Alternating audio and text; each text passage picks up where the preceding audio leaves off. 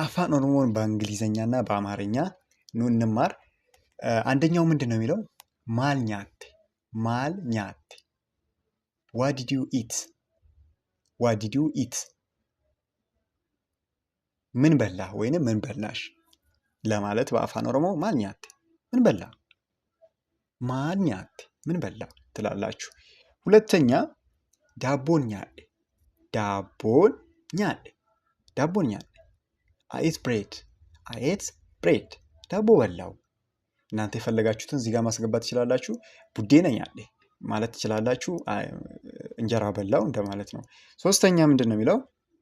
አኒህን ቤሎፍኔ አኒህን ቤሎፍኔ አምናት ሃንግሪ አምናት ሃንግሪ አራበኝም አራበኝም አኒህን ቤሎፍኔ አኒህን ቤሎፍኔ አልራበኝም ትላላችሁ።